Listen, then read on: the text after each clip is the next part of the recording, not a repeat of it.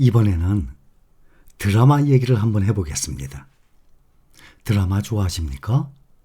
저희 부부는 TV 한 달에 한 번 정도 킬까 말까, 아마 한 달 동안에 단 한 번도 키지 않을 것입니다. 저희는 드라마도 안 보고 TV를 거의 안 봅니다. 그런데 제가 10일 동안 병원에 입원해 있는 동안 얼마나 시간이 무료했겠습니까? 근데 저는 이 대상포진이 통증이 무슨 피부나 허리 또 어깨 여러 군데로 오죠. 저는 눈과 머리로 왔어요. 그래서 눈이 상당히 아팠기 때문에 책을 한 줄도 읽지를 못했습니다. 이렇게 무료하게 지내다가 퇴원하기 바로 전날에 시간 보내려면 드라마를 한번 봐야 되겠구나. 그래서 요즘 유행하는, 그것도 드라마 보면, 영화나 드라마 보면 소재가 대부분 남녀 간의 이 사랑 얘기가 많죠. 근데 이것은 재벌집 막내 아들이라는 타이틀. 많은 분들이 알고 계실 겁니다. 인기가 상당히 높다고 합니다. 시청률이. 더군다나 재벌집 막내 아들에서 표시를 해주듯이 사업 관련 얘기 아니겠습니까? 스토리가. 비록 논픽션이 아닌 픽션일지라도 사업에 관련된 내용이기 때문에 한번 봐야 되겠다. 그리고 태어나기 전날부터 태어나는 날 오전에도 기다려야 되니까 아침까지 해서 1회부터 5회까지만 봤어요. 그런데 그 안에 내용 중에 재벌집의 이 재벌 이 할아버지가 재벌 총수죠. 주인공이 그 송중기 씨예요. 문제를 맞춘 대가로 선물을 주려고 하는데 이 주인공 손자는 당연히 현금을 받겠다고 할 줄 알았는데 이 드라마 대사에서 뭐라고 했냐면 현금은 시간이 지나면 화폐의 가치가 하락을 하기 때문에 할아버지, 저는 돈은 필요 없고 땅을 가지고 있는 할아버지가 가지고 있는 땅 중에서 어디를 찍었냐면 경기도 분당 지역을 찍었습니다. 1회부터 5회까지 보니까 주인공이 죽었어요.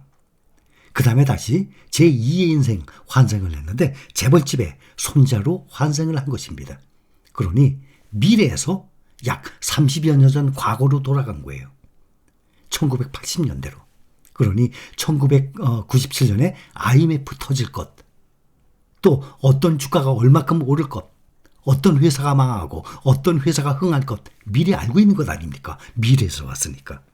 그러니 당연히 경기도 분당에 대규모 신도시가 건설된 것을 알고 있었기 때문에 그때만 해도 허허벌판 아니었습니까? 더군다나 경기도 강주와 가까운 이 도자기 굽는 그러한 동네도 있었고, 그래서 경기도 분당 지역의 땅을 선물로 달라고 합니다. 왜냐? 화폐가치 떨어지기 때문에. 그래서 신도시가 만들어지고 거기서 벌은 현금을 모두 달러로 교환을 합니다. 그런데 IMF가 터지고 난 다음에는 달러의 가치가 어떻게 됐습니까? 급등을 했지 않습니까? 올해 달러 가치 많이 급등을 했었죠. 1억과 마찬가지로 말이죠. 그리고 어느 주식에 투자를 했나? 바로 아마존의 주식을 투자했습니다. 그동안은 1980년대, 90년대만 해도 서점에 가서 책을 샀지만 앞으로는 인터넷 서점이 활성화될 것이다. 인터넷을 통해서 이 책을 매매하고 판매가 될 것이라는 것을 예상을 하고 미래에서 왔기 때문에 아는 것 아닙니까? 아마존 주식에 투자를 합니다. 정말 만약에 미래를 내다볼 수 있다면 세상이 형성되지 않을 것 같아요. 그렇죠? 말이 안 되죠? 누구든지 다 미래를 안다 그러면 말이죠. 주인공의 손자가 이 자산 증식의 원리를 알지 못했다면 아마 당연히 현금을 달라고 했을 것입니다. 지금 애플, 마이크로소프트, 드라마에서 나온 아마존 이런 주식들 보면 약 25년에서 40년간 지금 몇 배로 늘었습니까? 확인해 보세요. 구글에서. 구글 가서 애플, 마이크로소프트, 아마존 이것을 입력을 해서 최대 한번 눌러보세요. 그러면 약 1000배에서 2000배로 성장을 했습니다. 이 세상에 부자가 되기 싫은 사람 손들어 보세요. 아무도 손을 들지 않을 것입니다. 세상에, 이 자본주의 이 세상에서 부자가 되기 싫은 사람이 이 세상에 어디 있어요? 말도 안 되지. 그런데 극히 일부만 부자가 되지 않습니까? 누구든지 다 부자가 되고 싶은데 부자가 되는 과정이 힘들고 어렵기 때문에 부자는 일부만 되는 것입니다. 얼마의 각고의 노력이 필요합니까? 부자가 되기 위해서. 뼈를 깎는 고통까지 참아내야만 됩니다. 그래서 자꾸 그냥 쉽게 누구든지 부자가 돼요? 어림도 없어요. 절대 그런 사람들은 부자가 될 수 없습니다.